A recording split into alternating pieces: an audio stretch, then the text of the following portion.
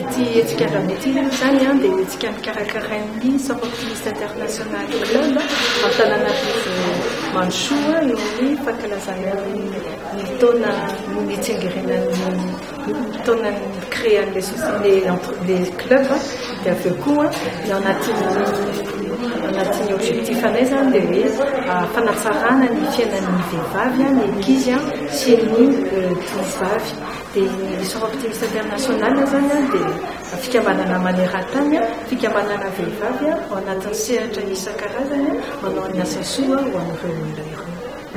Izay moa zany antony tena nanaovana an'ity hetsika ity dia nanantsona ny vehivavy zany izay manana adidy zany eo amin'ny resaka fampizarana sakafo.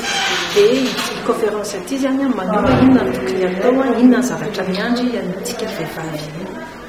Ny teny président teo moa dia hetsika ity zany natao ao anatin'ny sehatr'asa izay efa iandreketan'ny club optimiste international Antananarivo Mandrosoa ary izy ity dia famelabelaran-kevitra mitondra ny lohahevitra hoe les vertus nutritionnelles et bien-être par les plantes de Madagascar na ny soa izay azo avy amin'ny zavamaniry malagasy na eo amin'ny sakafo fampanjany sakafo zany na eo amin'ny fikojakojana ara-batana.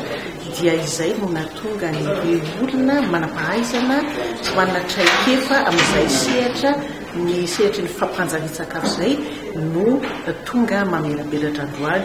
Ao ohatra ny PDG ny Pharma, ny coordinateur national ny ONN, ao ihany koa ny sopitena ny ao amin'ny hoe agriculture na agriculture naturelle zany ao ihany koa misy manam-pahaizana amin'ny hoe naturopathe na hoe nutrition.